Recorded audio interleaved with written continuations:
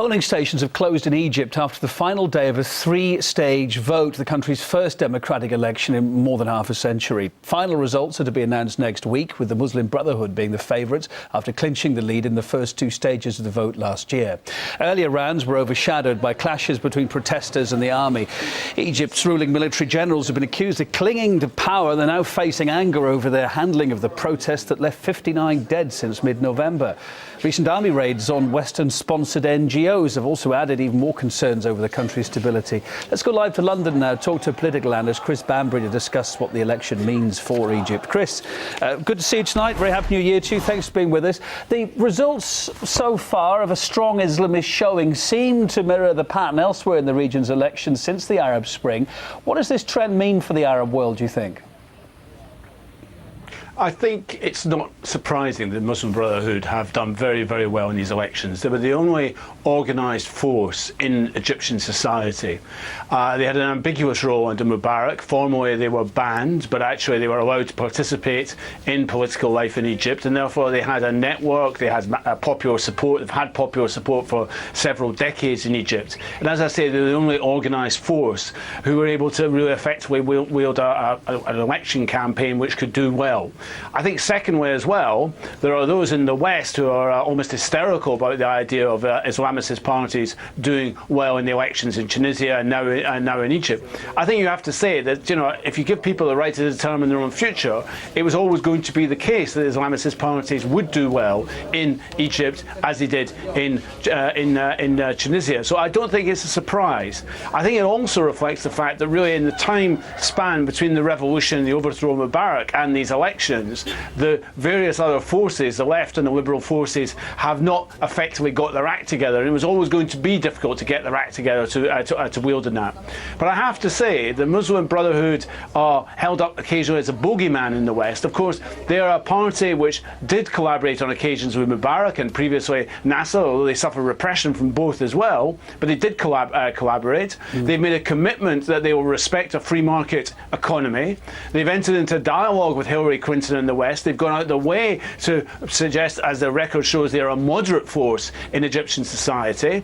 The front organisation, a political organisation, the Freedom and Justice Party, has been taking lessons from the Turkish government, which operates, its ruling party goes under the same name, as was the case in Tunisia.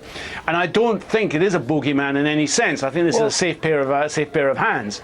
Chris, though, I mean, portraying themselves as a moderate force, one thing, but a Muslim Brotherhood spokesman has already told local media that his party is set to grant immunity to army officers who killed protesters in the recent clashes. Surely that adds to the fears of a possible alliance between the Islamists and the ruling military, no? Well, I think you're right to talk about this. The Muslim Brotherhood have cooperated with the military down the road. They were not keen on the protests which flared up in the summer. They did eventually join the protest, which we saw in November, which you mentioned in your introduction. But again, they limited their participation in those protests, and there was effectively a split of the youth wing, which has been involved in the revolution ever since, which is far more radical and far more challenging in terms of this. But I think you're right. I think the possibility of some sort of compromise between Islamist forces and the army is there. In fact, their more radical Islamist rivals are backed by the Saudis, who talk about a Pakistan scenario in Egypt, which is a coming together, an alliance of Islamists and the military and the Secret Service, the sort of alliances we've seen in Pakistan and indeed by extension into Afghanistan. But there are going to be tensions here. People have expectations that the Muslim Brotherhood will deliver on some of the promises they've made in the past.